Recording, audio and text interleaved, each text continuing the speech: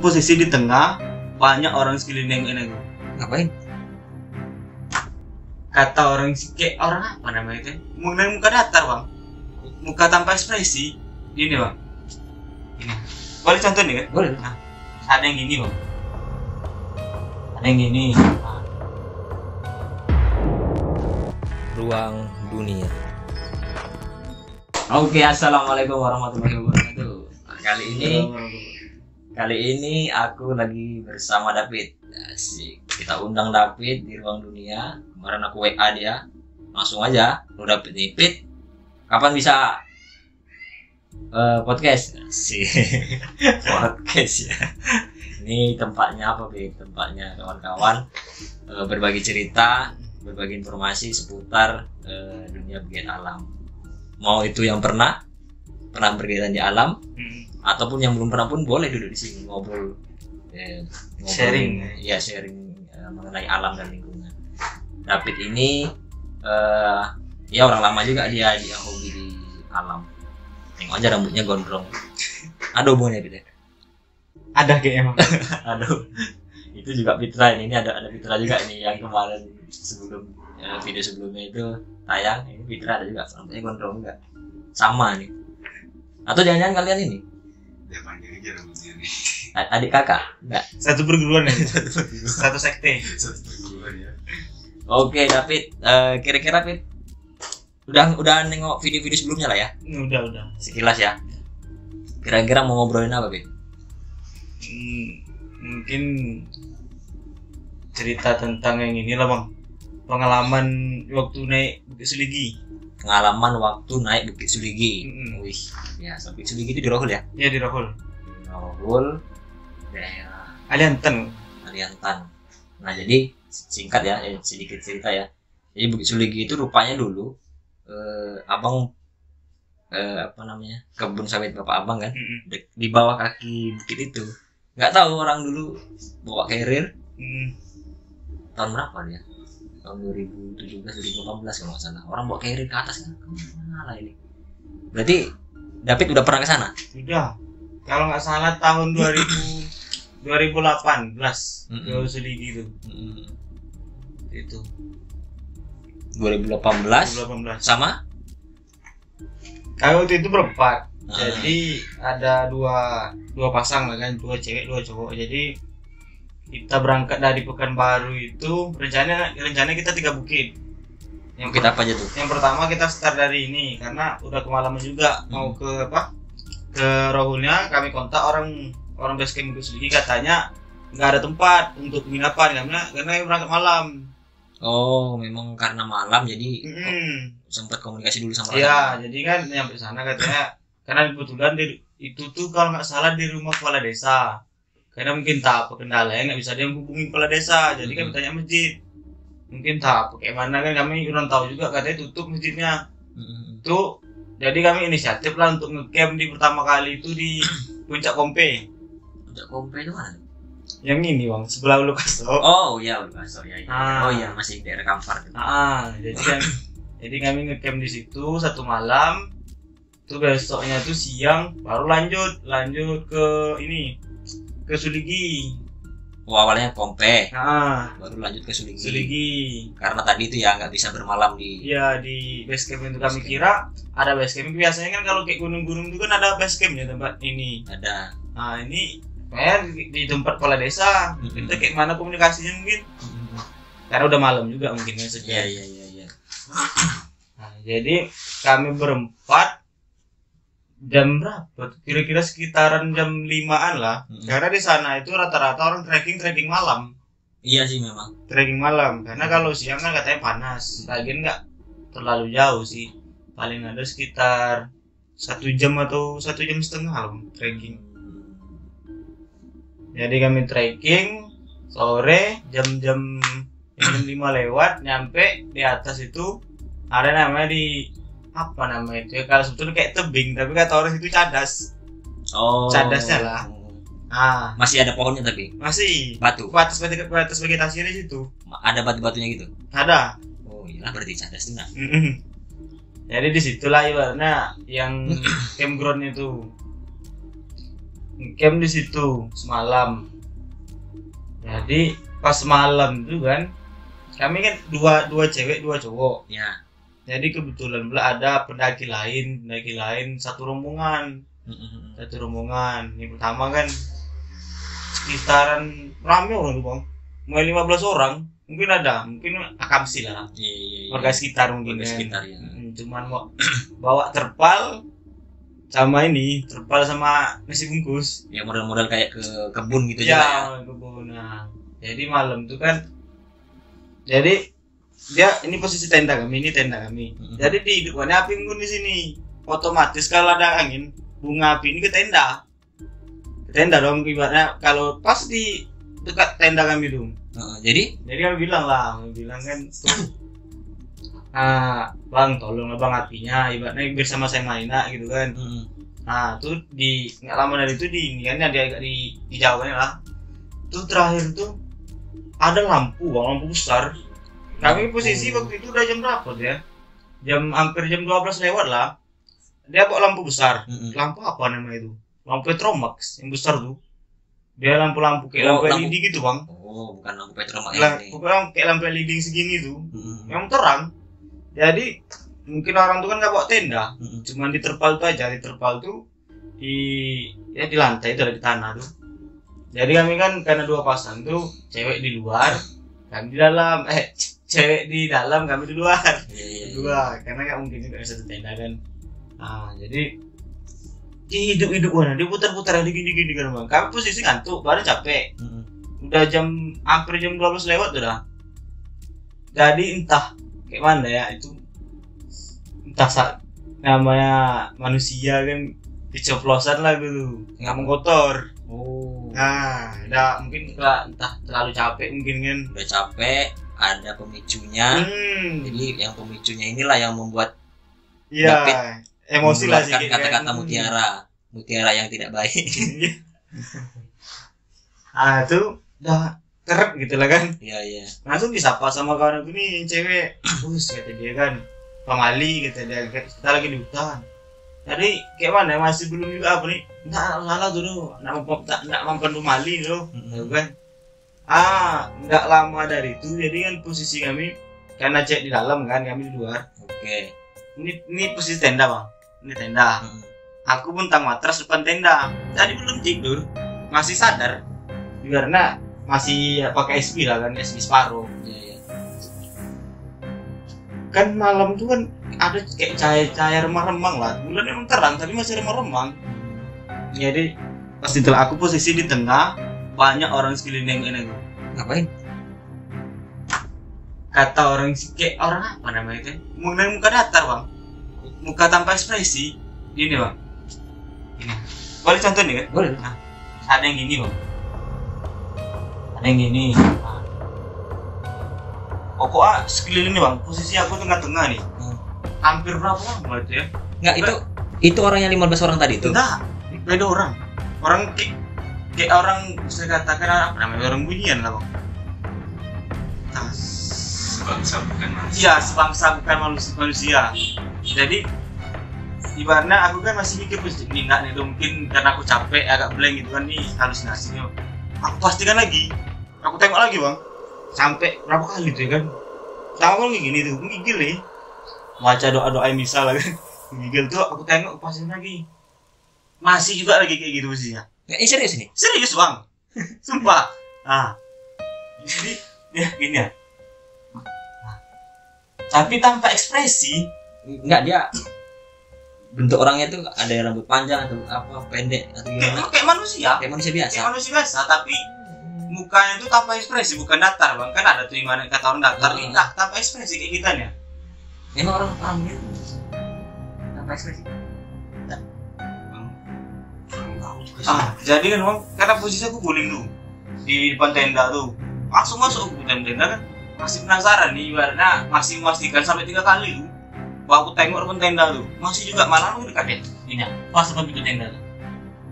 Asli menggigil aku malam tuh, ibaratnya berharap cepat pagi aja.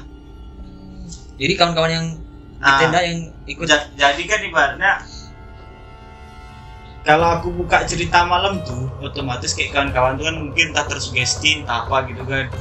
Jadi ya udah aku pendam aja dulu sampai turun. Pas turun udah separuh jalan, udah nyampe ibaratnya udah di bawah dengan udah ya bisa dikatakan aman lah. Aku inilah bang, ibaratnya agak ini apa namanya itu buka sedikit lah cerita tuh. Pas di atas. Enggak pas turun. Ya aku biar nggak mengganjal aja hati gitu kan, mana tahu ada yang rasakan juga. Jadi aku buka cerita tuh rupanya bertiga kami kena ganggu. Jadi dari berapa orang? 4 orang? 4 orang. 3 orang kena. Ya, cuma satu cewek yang nggak kena. Yang tadi yang 15 orang tadi itu yang kurang lebih 15 orang? Itu nggak ada, kayak nggak tahu kami dong. Nggak tahu lagi. Nggak tahu lagi. Oh, berarti di atas cuma kalian berempat? Enggak, 15 orang itu kan rombongan. Rombongan warga lah, ibaratnya kamsi lah gitu kan, orang-orang warga situ. Jadi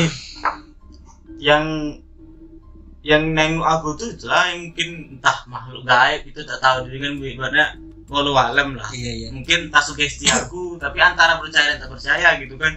Masalahnya aku percaya itu aku pastikan sampai 3 kali. Enggak itu. Dari awal naik itu kalian jam berapa? Jam 5 lewat lah. Jam 5 sore. Iya. Sampai di lokasi yang tadi itu? Habis maghrib. Oh berarti sampai lokasi langsung nge-camp? Bisa nge-camp. Baru kejadian lah itu. Jam kejadian itu sekitaran jam 12 lewat.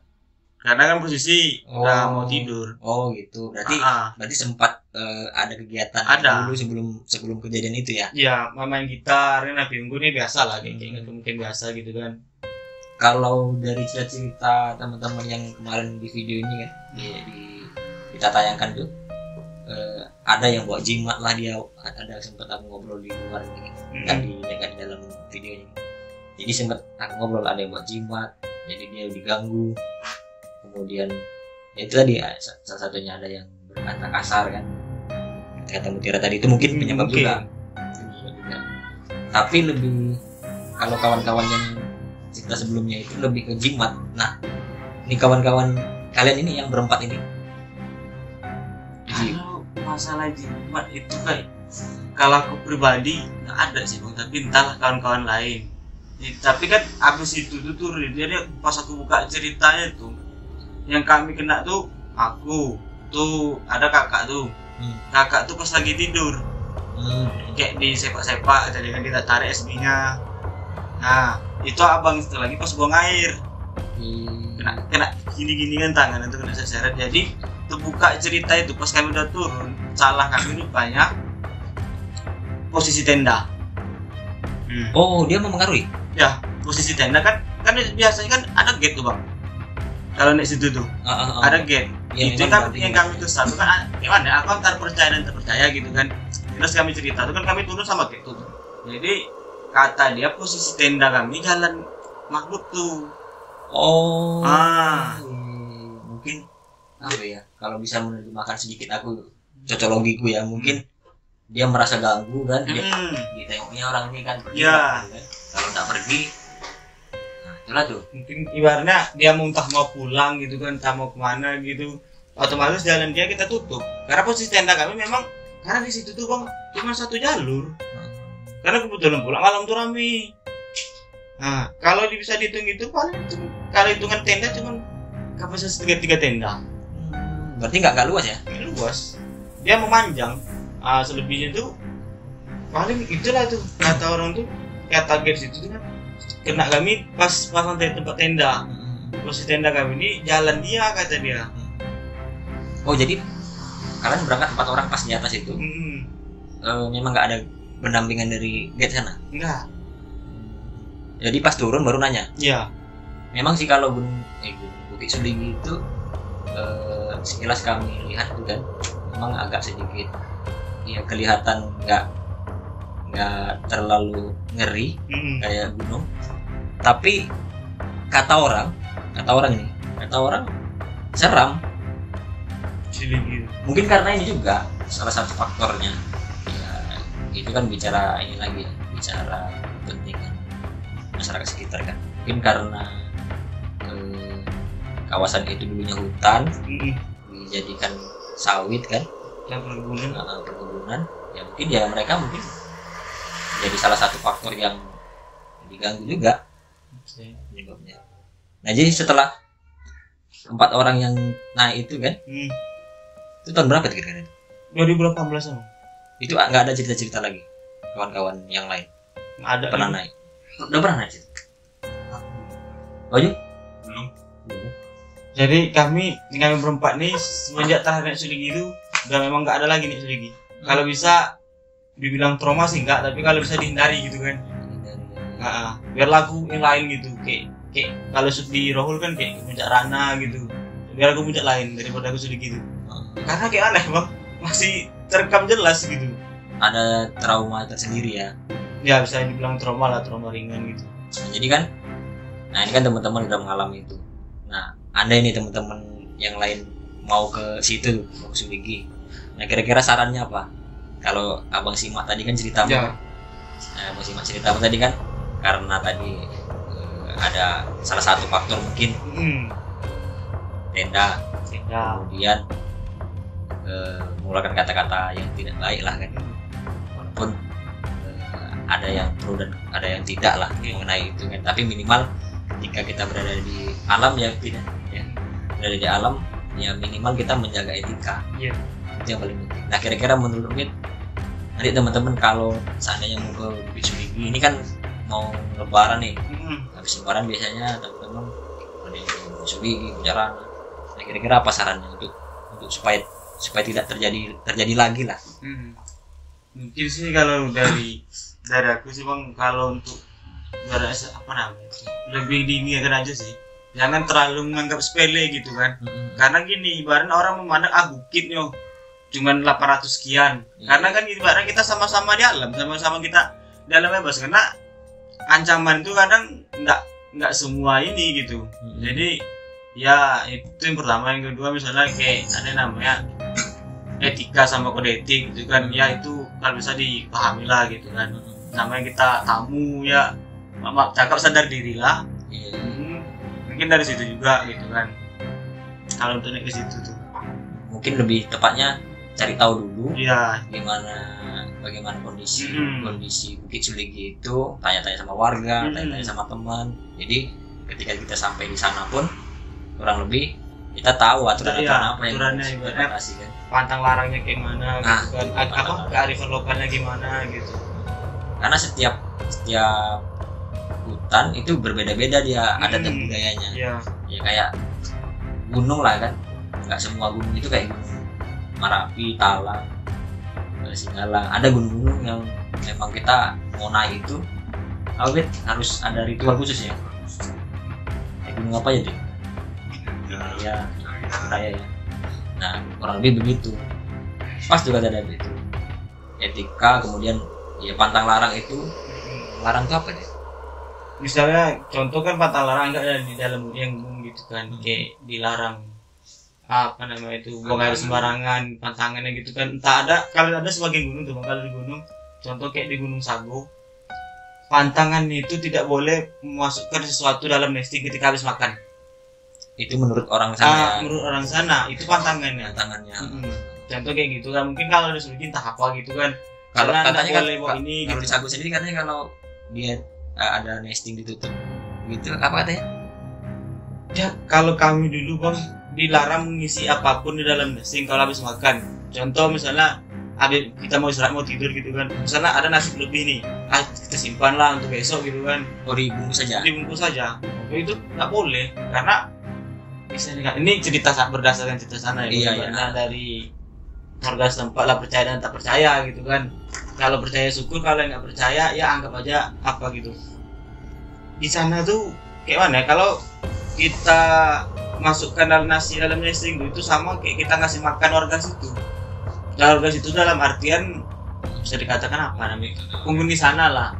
Orang sana bilang kayak ini gitu.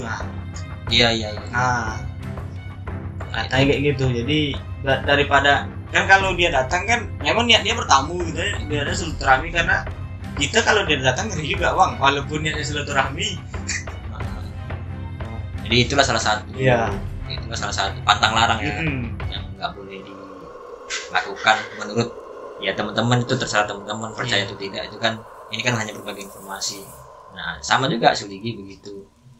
Pas tuh nanti teman-teman, saran David tadi kan, ya saran saya juga, ketika berada di Bukit Suligi ataupun di alam-alam yang teman-teman akan kunjungi ini setelah lebaran, nah minimal etika itu sangat penting. Kalau biasanya izin izin membuang air itu ada yang, kalau orang Jawa ada juga tuh budayanya yang bilang, wah mau izin kalau keluar muyuh katanya gitu kan, aku mau kencing. Itu kalau budaya orang Jawa biasanya sebagian ke alam. Tapi ada juga nih yang menurut pandangan Islamannya nih, doa mau masuk WC kan, kayak gitu lah kurang lebih. Itulah etika yang dibilang Nabi tadi, mau buang air, mau makan, mau nebang pohonnya ya kan. Karena kita tamu gitu kan. Jadi di Bukit Suligi itu masih ini hutannya atau udah sawit? Kalau hutan itu kok kalau di bawah sudah sawit, paling pertengahan menjelang ke atas lah. Itu pun paling separuh lagi. Itu batas vegetasi, habis itu ini batu Ya. Batu-batu bukit gitu. Air susah di sana. Itu pun masalahnya air. Karena kita bawa sumber air itu memang dari bawah. Jadi kalau bisa di manajemen betul lah kalau air di sana. Berapa jam jalannya dari bawah? Kita ambil normal aja paling 1,5 jam. Kalau orang-orang sana biasanya nggak nyampe 1 jam. Karena fisik warga lokal kan beda, orang itu ibaratnya sudah turun naik gitu. Udah terbiasa udah paham medan. Oke lah Fit. Mungkin mudah-mudahan ini video yang singkat dan bisa bermanfaat bagi teman-teman yang mau mendaki Gunung Suligi. Mendaki Bukit Suligi. Mendaki Bukit Suligi, pahami pantang larang, jaga etika, jaga adab, komunikasi dengan warga sekitar. Kalau mau tanya sama David boleh juga nanti ini DM aja di Instagramnya. Apa tadi Instagram mungkin? David 16. Tanya-tanya aja dia. Dia bukan cuma bukit aja nih. Gunung udah berapa Fit? Gunung sih ada lah beberapa bang. Di Sumbar udah clear ya? Sumbar udah clear. Tapi Sumbar udah clear nih. Kecil-kecil tapi cabai rawit dia. Dia kalau bawa kayak itu David udah kayak apa? Kayak kura-kura. Besar kayak aja. Aduh. Fit, makasih Fit ya udah berbagi cerita di sini di Ruang Dunia. Sehat-sehat ya. Habis lebaran mau gunung mana lagi rencana? Target ke ini sih bang, kalau ada rezeki kan banyak umur, ke Dempo sih bang. Dempo ya nih. Ini mau ke apa nih? Ikut sama dia kalau enggak? Mau ke mana? Binaya. Nah, Binaya. Belum sampai bang. Ada juga ikut ya? Belum lagi bang. Iya. Sip, nanti mudah-mudahan tercapai mau ke gunung-gunung selanjutnya. Tetap jaga kesehatan lah teman-teman semua ya. Teman-teman melihat alam. Nanti semuanya kita undang ke sini, anak Mapala semua lah. Terima kasih Bit. Terima kasih sekali lagi. Assalamualaikum warahmatullahi wabarakatuh. Ruang Dunia.